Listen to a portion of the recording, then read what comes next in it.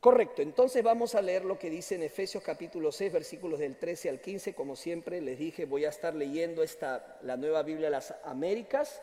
Esta es la versión que estoy usando. Usted sígame también con la Biblia que tiene ahí frente a usted.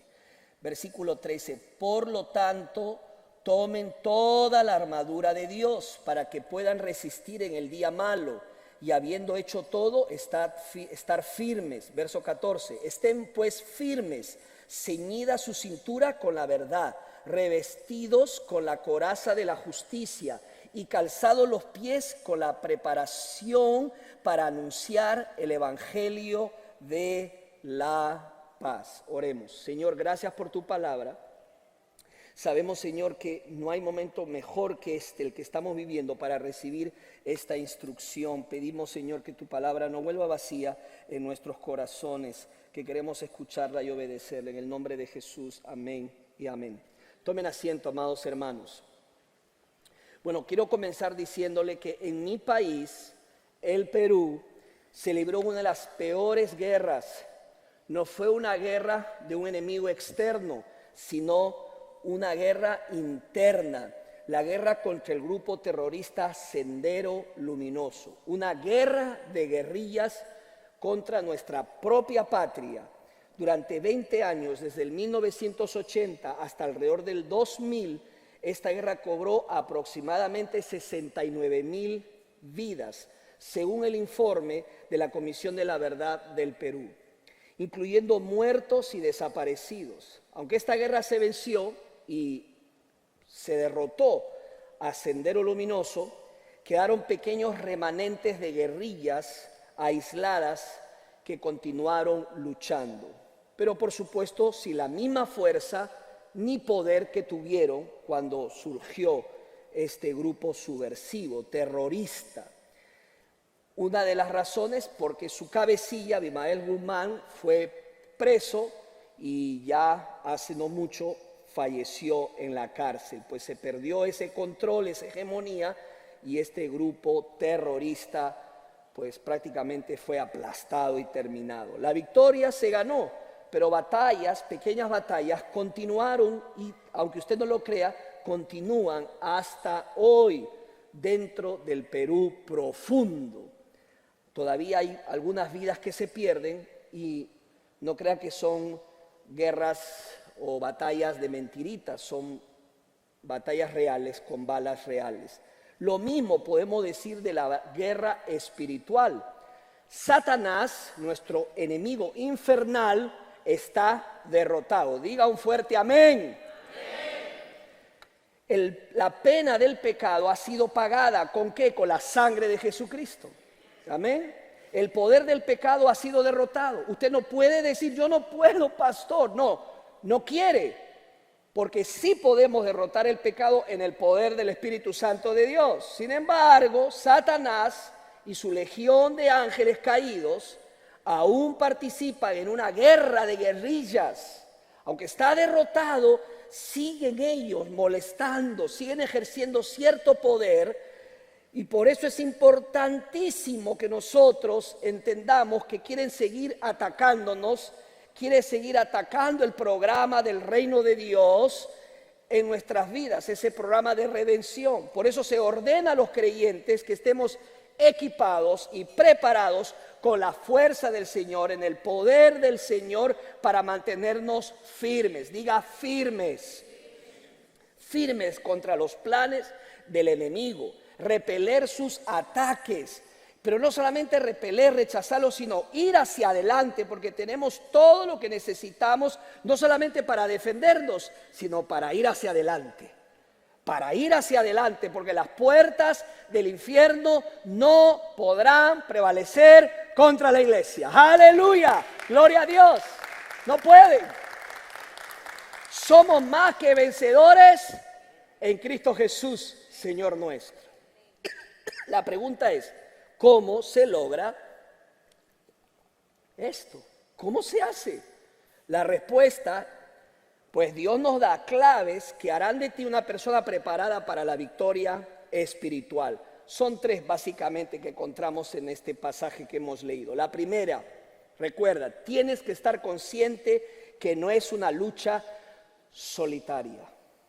Yo tengo que estar consciente que no es una lucha solitaria, no es una lucha que solamente me toca a mí.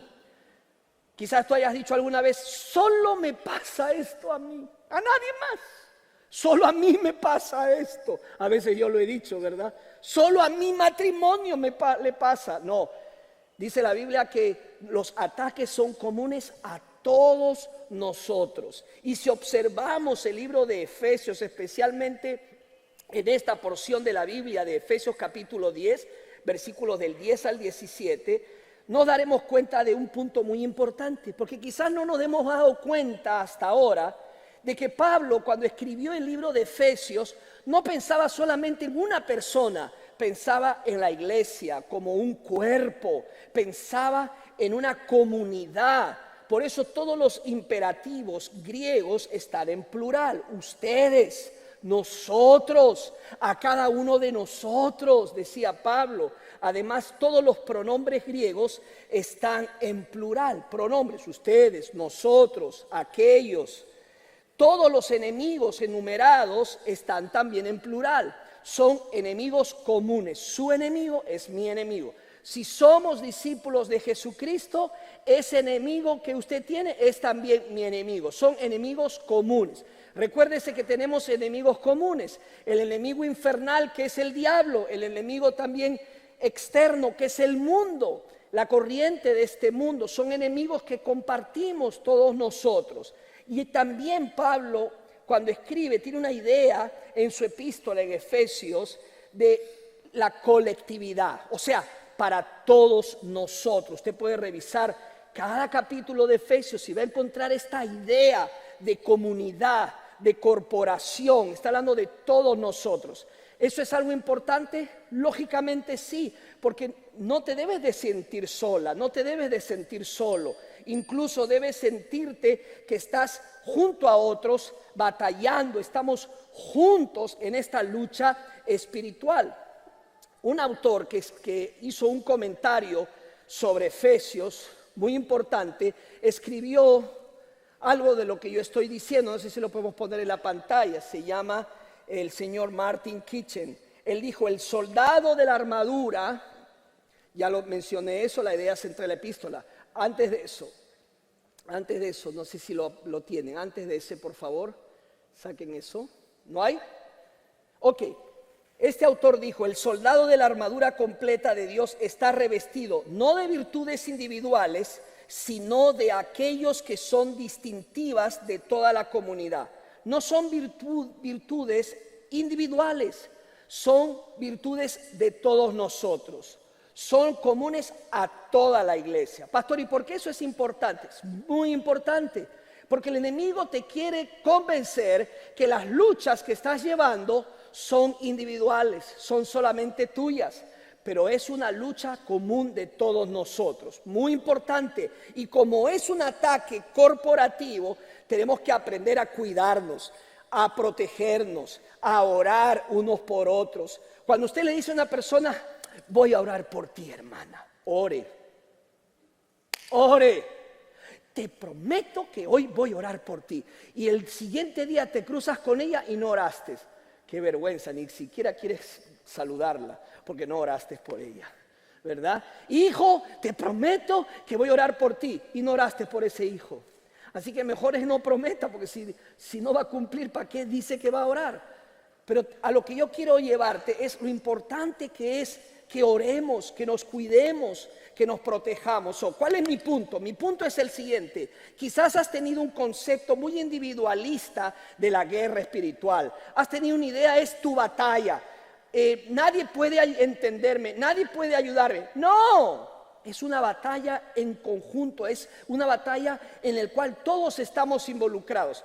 Muchas veces hemos leído Efesios teniendo esta concepción, porque a veces pensamos que Pablo se estaba dirigiendo a una sola persona, hablando a un solo cristiano, inspirado por los soldados romanos. Entonces, esta es tradicionalmente la manera como hemos visto la guerra espiritual. Ahora sí, póngalo por favor.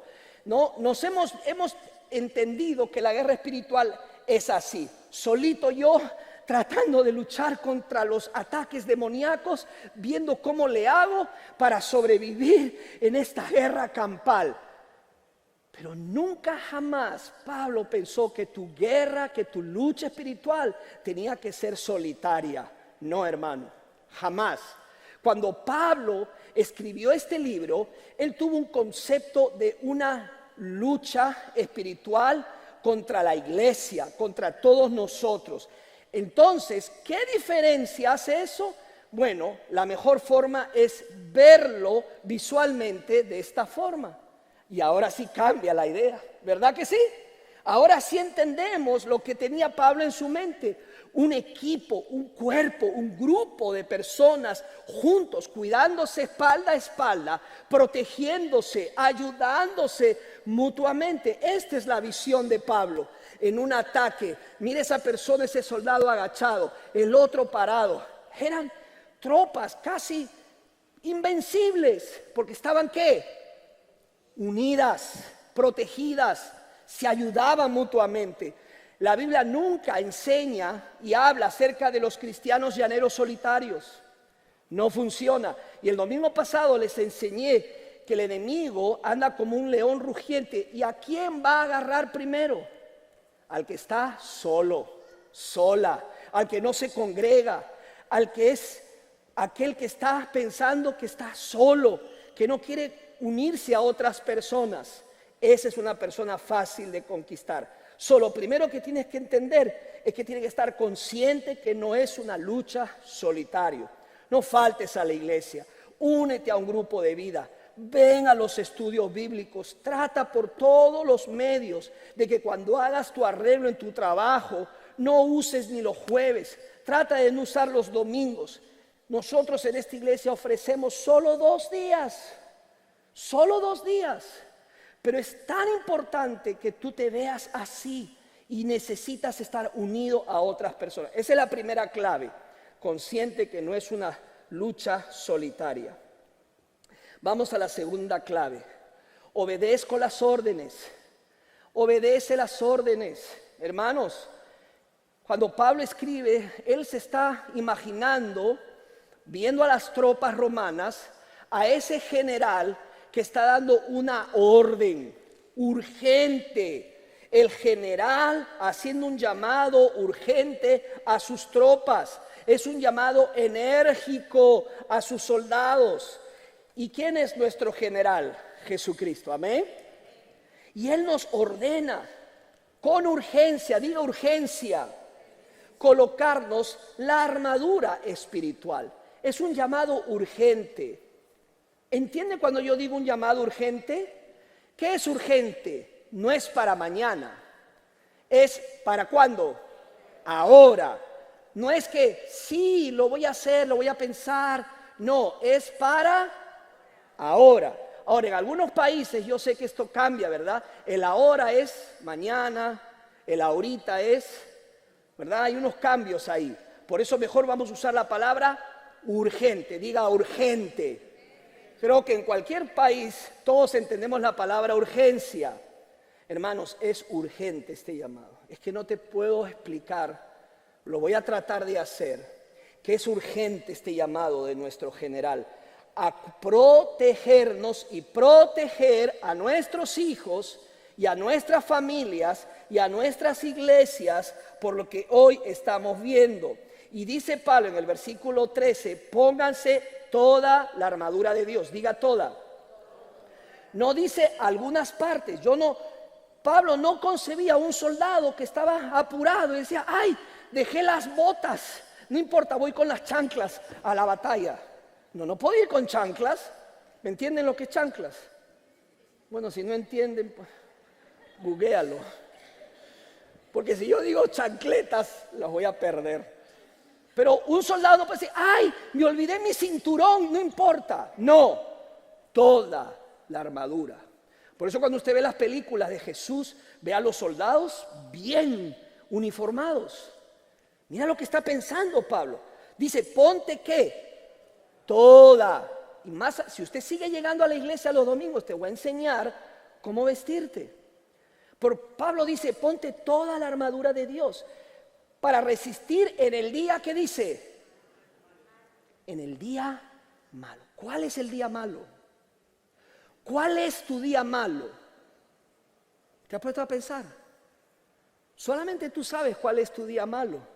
Un día malo puede ser cualquier día que estés cansada, que estés cansado y el enemigo venga a atacarte. Un día malo puede ser cuando te llenas de amargura por algo que te hizo tu esposo, tu esposa, un amigo, una amiga, una traición. Puede ser cuando estás totalmente down y desanimado y te llenas de amargura y coges ese celular. Un día malo puede ser cuando te sientas frustrado, cuando estés enojado. Puede ser cualquier día ese día malo. Y él dice, tienes que protegerte, especialmente en esos días.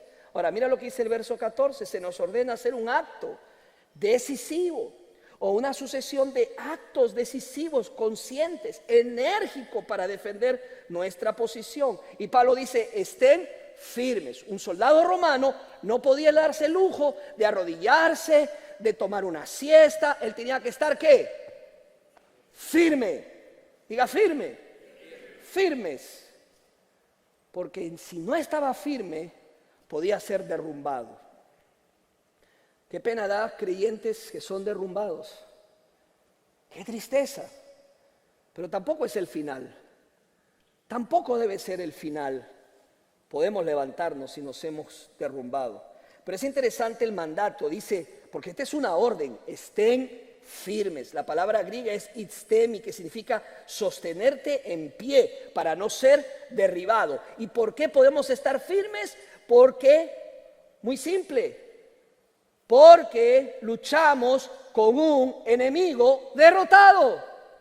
Él es el que ha sido derrotado, nosotros no. Cristo venció, aleluya. Y puedo estar firme en Cristo Jesús, bien puesto de pie para no caer. Y dice, vístanse. Y no es solamente una metáfora, a veces lo tomamos de manera ligera cuando habla la Biblia, revístanse o vístanse de la armadura de Dios. Es un acto consciente y deliberado para protegerte y apropiarte de lo que tenemos en Cristo Jesús. Déjame darte la tercera clave. Me visto apropiadamente. Me visto apropiadamente. Muchos de ustedes van a trabajos que tienen códigos de vestimenta, ¿sí o no? Muchos van a sus trabajos con un código de vestimenta, ¿verdad? Hay un código de vestimenta. ¿Qué pantalón vas a usar? ¿Qué camisa vas a usar? A veces incluso colores, ¿verdad? De ropas. Bueno, aquí nos está hablando que tienes que vestirte apropiadamente. Y aquí donde empieza Pablo a desarrollar el tema de la armadura de Dios. Voy a empezar a describir tres partes, las tres primeras partes, y el próximo domingo las siguientes. Pablo en el versículo 14 y 15 nos habla de tres piezas específicas. Ahora, presta atención, escúchame. Son piezas de defensa, diga defensa. Estas te defienden.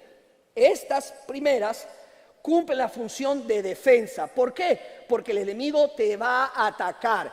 Escúchame, él va a usar ataques. ¿Ok? El enemigo ataca, usa dardos de fuego, los usa contra ti, los va a usar contra tus hijos.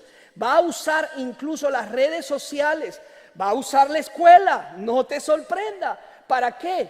Para sembrar en las mentes y en los corazones cosas que están incorrectas. ¿Cuáles son esas tres piezas? Pablo habla sobre un cinturón, una coraza y un calzado. Esas tres vamos a ver hoy. ¿Ok? Estas son prerequisitos para mantenerse firme contra los ataques demoníacos. ¿Ok? Él tiene ataques, armas diabólicas. ¿Cómo me defiendo? Con estas partes. Vamos a la primera. Dice, ceñidos vuestros lomos con la verdad. Está hablando de ese cinturón de la verdad. Los soldados usaban un cinturón donde reposaba la coraza, donde reposaba la espada. Pablo, viendo esa imagen, habla del cinturón de la verdad. ¿Cuál es ese cinturón para nosotros? Es un filtro, diga filtro. un filtro para todas nuestras preocupaciones, ideas, sueños, creencias, para que nosotros seamos honestos con Dios y con los demás y nosotros mismos. Eso es un filtro para procesar todo lo que llega a nuestras vidas. Escúcheme lo que te voy a decir. Hay mucha mentira hoy en día allá afuera. Hay demasiada mentira allá afuera. Y no podemos ser ingenuos de simplemente beber y recibir todas las mentiras que están circulando hoy en día. No. Y pastor, ¿cuál va a ser ese filtro? Mire, la palabra de Dios. Amén. Si tú no estás leyendo la Biblia, estás en problemas, te lo digo con todo mi corazón. Si no estás estudiando la Biblia, vas a tener dificultad para discernir entre lo que es verdad y lo que es mentira. Lee la Biblia, estudia la palabra de Dios. Es la manera de armarte con la verdad. El mensaje de la verdad es el evangelio de salvación. Es el fruto de los hijos de la luz. ¿Cuál es el fruto de Satanás? La mentira, la mentira. Satanás es el padre de mentira. Ahora, escúcheme esto, hermano.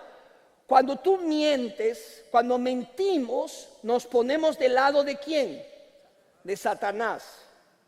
Cuando tú mientes, cuando tú dices una mentira, ay, es que pastor, hay mentiras blancas. Yo hasta ahora no conozco una mentira blanca. Mentira es mentira. Cuando tú mientes, cuando yo miento, te pones del lado de Satanás. El fruto de Satanás es mentira. Él es padre de las mentiras. Él es mentiroso por naturaleza. Le gusta mentir, te miente. Empezó desde el Génesis. Le encanta mentir. Se ha hecho un experto en las mentiras. Hasta parecen verdad.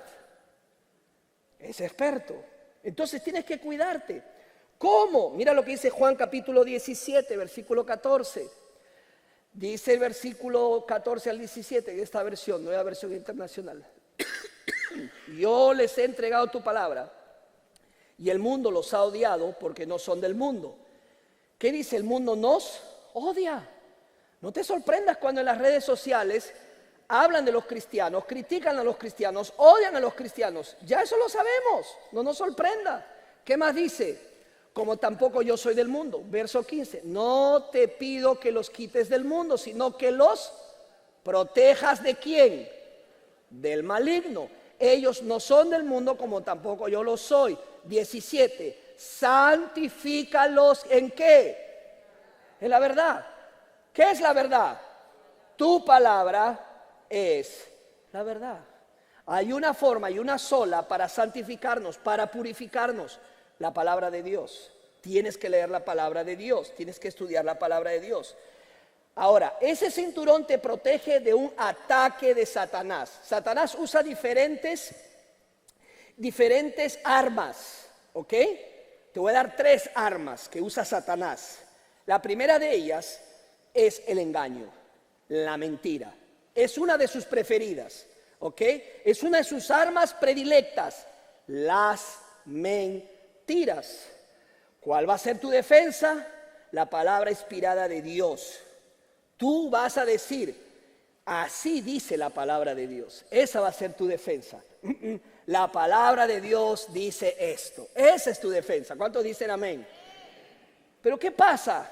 Hoy en día el mundo se burla de la iglesia y le dice a la iglesia, cuando me refiero a la iglesia, es a nosotros como iglesia, que no hablemos de los temas que hoy en día se hablan, temas de actualidad, porque dice que la iglesia no debe meterse en política. La iglesia no debe meterse en la política. Entonces ustedes no tienen que hablar de política. Y a los pastores nos calla o nos tratan de intimidar, y a los creyentes para no hacer ningún comentario sobre temas actuales, porque dice la iglesia no debe meterse en política. Pero hay un problema aquí. Un problema muy sencillo. La política se ha metido en los temas coyunturales que la Biblia sí habla. ¿Se da cuenta? La política se ha inmiscuido en temas en los que él no tiene autoridad. La palabra de Dios es la que tiene la autoridad para hablar acerca de estos temas. Ellos lo han tomado como un bastión de partido cuando realmente el que tiene autoridad para hablar estos temas es Dios. Y Él ya lo habló, ya lo describió, es la palabra de Dios. Cuando la vida comienza es una verdad bíblica. No es una descripción política. ¿Cómo hay que definir el matrimonio? Esa es una verdad que le corresponde a la Biblia. ¿Quién determina el género? Esa es una verdad bíblica. Dios ya habló sobre este tema. El mundo se ha inmiscuido en el territorio de lo bíblico y de lo verdadero y quiere cambiar, ¿qué cosa? La verdad por el engaño. Y nos quiere decir a nosotros que no hablemos, que no nos metamos a hablar cuando los que tienen que callarse son ellos, porque ¿qué es lo que quieren hacer? Lo que ellos quieren hacer de una manera arrogante es redefinir lo que ya Dios definió como verdad. Y aunque ellos digan lo que digan, la verdad es absoluta y verdadera. ¿Cómo hay que definir el matrimonio? La Biblia lo dice. Nosotros tenemos la verdad y la verdad triunfa sobre el engaño. ¿Cuántos dicen amén?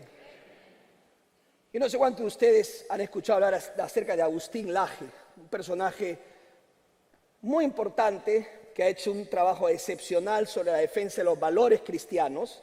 Pero él hace poco dijo algo muy importante que quiero hacer eco y rescatar lo que él dijo. Nadie puede dar aquello de lo que carece.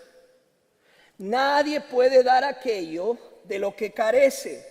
No puedo educar a mis hijos si primero yo no estoy educado. Es correcto.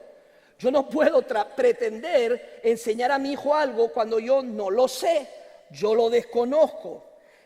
Tú tienes que primero hablar a tus hijos antes que ellos escuchen todas estas cosas que se están diciendo sin que tú se lo hayas advertido. Él dice, primero nosotros tenemos que inyectarle el virus para que luego nosotros lo que hagamos es enseñarle la verdad y desactivarle ese virus. Cosa que cuando ellos lleguen a las escuelas, hablen a ellos y les quieran vender las mentiras, ellos digan, eso no es verdad. Yo ya sé la verdad. Mis padres me enseñaron la verdad. No esperes que otros lo hagan. No esperes que las redes sociales eduquen a tus hijos. No esperes que Disney o los cartoons eduquen a tus hijos. No lo esperes, porque los van a educar mal y los van a educar de manera terrible. Tú toma el control de educación espiritual de tus hijos. Tú mismo dile, hijo, hija, yo te voy a enseñar las mentiras que se están diciendo allá afuera. Yo te voy a enseñar la mentira de lo que están hablando acerca del aborto. Esa mentira que están diciendo que el aborto simplemente es extirpar como un parásito, como un apéndice, pero eso no es gran cosa.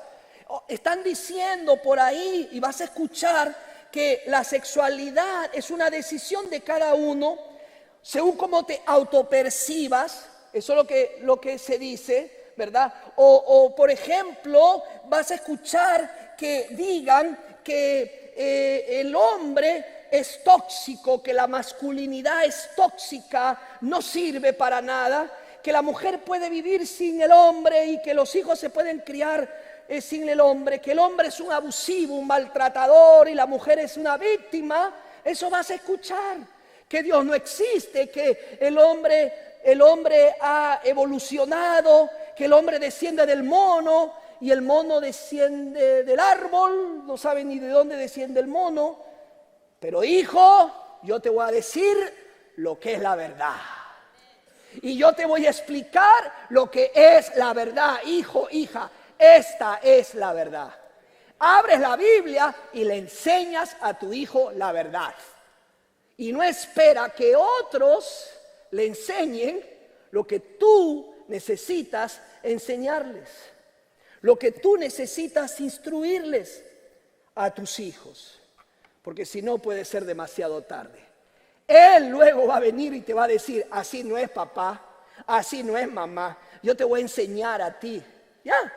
¿Sabes por qué? Porque decidiste ser pasiva, ser pasivo, o decidiste no prepararte, no educarte y tomaste el camino de la cobardía porque dijiste, yo no tengo tiempo, tengo mucho que hacer, tengo mucho que trabajar, allá que la escuela lo eduque, que las redes sociales lo eduque, que Disney lo eduque, que los cartoons lo eduquen, yo le doy el iPad y yo le doy el televisor y que ellos lo eduquen.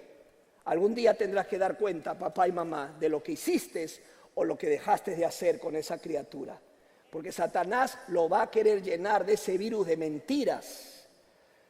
Porque déjame decirte que hoy por hoy Satanás ataca las mentes, ya no de los jóvenes, porque esa generación se está perdiendo, de los niños. Está yendo detrás de los niños y no podemos cruzarnos de brazos. Esto no es algo nuevo. En los días de Oseas pasó. En Oseas capítulo 4, Dios le dijo, están viviendo como están viviendo, porque les faltó conocimiento de la palabra de Dios. Donde falte el conocimiento de Dios, la mentira prevalece. Es triste decirlo, pero la mentira prevalece. Por eso Dios le dijo a Josué, antes de entrar a la tierra prometida, nunca se aparte de tu boca este libro de la ley, sino que de día y de noche meditarás en él, para que guardes y hagas conforme a todo lo que en él está escrito. Porque entonces harás prosperar tu camino y todo te saldrá, ¿qué? Bien. La falta de conocimiento de la palabra de Dios pasa una factura muy cara en tu familia, en tu vida, en la vida de tus hijos. Número 2, dice, vestíos con la coraza de justicia. Vístete con la coraza de justicia. La coraza protegía los órganos más importantes. ¿Qué está aquí en el pecho? El corazón, hígado. Partes vitales para un soldado. Vístete con la coraza de justicia. Si te colocas el cinturón de la verdad, la coraza de justicia es la práctica de la verdad. O sea, es vivir lo que crees, es practicar la justicia. La justicia de Cristo. Él ya nos ha justificado a nosotros, porque Cristo está en mí y yo estoy en Cristo Jesús. Entonces Él dice que te revistas de la coraza de justicia. No es nuestra justicia, ¿la justicia de quién? La justicia de Jesucristo, que dice 2 de Corintios 5:21. Pues Dios hizo que Cristo, quien nunca pecó, fuera la ofrenda por nuestro pecado, para que nosotros pudiéramos estar en una relación correcta con Dios por medio de Cristo. Entonces los creyentes debemos practicar la justicia diariamente. Salud. Hace muchos años aprendí de un pastor que dijo, no solamente tienes que serlo, sino parecerlo. ¿Puedes repetir eso? No solamente tengo que, sino tienes que parecerlo. Yo no puedo ir pregonando por la vida diciendo soy cristiano. Tengo que parecerlo. La gente tiene que ver en mí que soy distinto, que eres diferente. Si no, ¿cómo? Hermano, hermana, tu testimonio cuenta. La manera como tú te proyectas, la manera como tú eres, la manera como tú vistes, la manera como tú piensas, la manera como tú hablas. Somos un paquete completo. Yo no puedo decir soy una cosa internamente, no. Eres y lo demuestras, ¿sí o no? No solamente tengo que serlo, tengo que parecerlo. No vaya a ser que por ahí nos digan, ¿tú? No, ¿verdad? Y pongamos en riesgo el testimonio. ¿Cuál es el ataque de Satanás en esta parte? Por eso es importante la coraza de justicia. ¿Cuál es el arma de Satanás? La acusación. Primero fue el engaño. La segunda arma, el acusa. Él acusa. La acusación, culpa exagerada y condenación con susurros, ataca tu conciencia y tu corazón. Cuando Satanás le habla a usted, miente. Pero cuando Satanás le habla a Dios, por lo general le dice la verdad. Sí, y le dice de ti, mira cómo está viviendo tu hija. Mira cómo está viviendo tu hijo. Mira lo que está haciendo, va y te acusa con Dios. Esa es una arma predilecta también de Satanás, la acusación. Él tiene acceso al cielo, ¿lo sabías? Tiene acceso al mismísimo Dios y desde allí es donde le recuerda a Dios la condición que se hallan sus santos. Nosotros conocemos esas acusaciones como pastor, las conocemos porque lo sentimos en nuestro propio corazón y conciencia y nos sentimos mal. ¿Qué tienes que hacer? Párate firme, diga firme, párate firme. Di, eso es una mentira. ¿Qué dice la Biblia en Santiago 4:17? Y al que sabe hacer lo bueno y no lo hace, le es pecado. La táctica del diablo va a ser que tú desobedezcas, va a ser su actividad demoníaca, el engaño, la acusación. Pero hermanos, conocemos la verdad y vivimos de acuerdo a ella. Y eso combatirá las acusaciones y las mentiras. Recuérdate, una manera de conocer al diablo es conociendo cómo la Biblia lo describe. Y en Apocalipsis capítulo 12, versículo 10, dice esto sobre Satanás. Pues el acusador, lea conmigo por favor. Pues el acusador de nuestros hermanos, el que los acusa delante de nuestro Dios, día y noche, ha sido lanzado a la tierra. ¿Quién es el que nos acusa? El diablo. ¿Cuándo lo hace? Día y noche. Wow. Él es el acusador de los hermanos. Ahora, ¿cómo distingues la acusación de Satanás y cuando el Espíritu nos convence de pecado? ¿Cómo lo haces? Bueno, cuando hay una sensación de culpabilidad y vergüenza por algo específico, es buena porque proviene del Espíritu Santo. Ese sentido de vergüenza, de culpabilidad por algo específico, probablemente el Espíritu Santo está presionando nuestras conciencias. ¿Para qué? Para arrepentirnos y pedir perdón. Pero qué diferente es cuando el diablo usa su artimaña de acusación. ¿Sabes lo que él hace? Si escuchamos al diablo, lo único que conseguiremos es acabar en medio de lamentaciones y un remordimiento de derrota. Satanás le acusa, utiliza los pecados que usted haya cometido cargados de odio, exagera. Él dice, ya no sirves, hace un mundo, lo exagera todo. Él dice, ya no puedes más, Dios ya no cuenta contigo, estás descalificada, ni siquiera vayas al culto, olvídate, eres un terminado, estás terminada. Eso viene de Satanás, esas acusaciones vienen del diablo. Recuérdate, puedes defenderte con la coraza de justicia. Cristo me ha dado su justicia y yo voy a caminar de victoria en victoria, apropiándome de lo que ya he recibido en Cristo Jesús.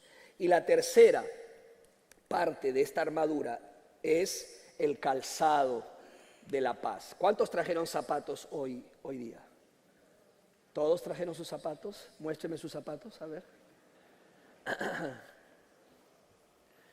Hablaba en serio, no mentira.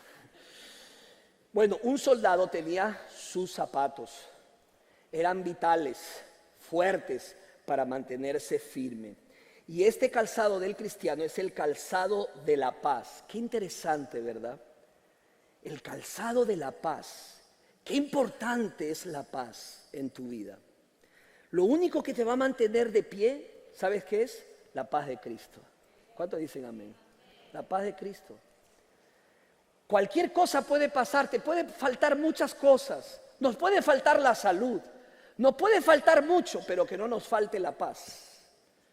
El salmista decía, en paz me acostaré y asimismo dormiré, porque solamente tú, Señor, me haces vivir confiado.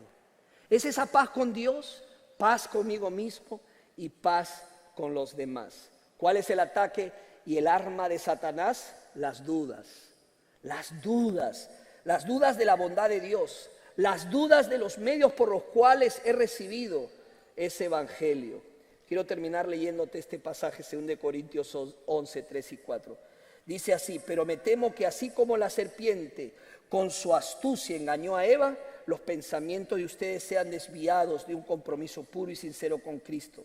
Si alguien llega a ustedes predicando a un Jesús diferente del que les hemos predicado nosotros, o si reciben un espíritu, un evangelio diferente de los que ya recibieron, a eso lo aguantan con facilidad. Hermanos, no cedamos. ¿Por qué la paz la parte de la armadura para los pies? El soldado tenía que estar firme sobre sus pies. Si la paz del evangelio es en lo que usted está parado, entonces sí tiene un fundamento firme. Jesús murió por nuestros pecados y fue levantado al tercer día. Él conquistó el pecado y la muerte, dejando al diablo sin poder. El precio, la paga por el pecado ha sido pagado y ya no somos esclavos del pecado. Los creyentes pueden estar firmes en estas verdades del evangelio. Soy hijo de Dios. Él me ha comprado con su sangre. He sido rescatado, pertenezco a Cristo. Él está en mí, yo estoy en Él. Mi enemigo está derrotado. Me voy a mantener firme porque tengo todo para vencer en el nombre de Jesús. Dele gloria y honra a Dios.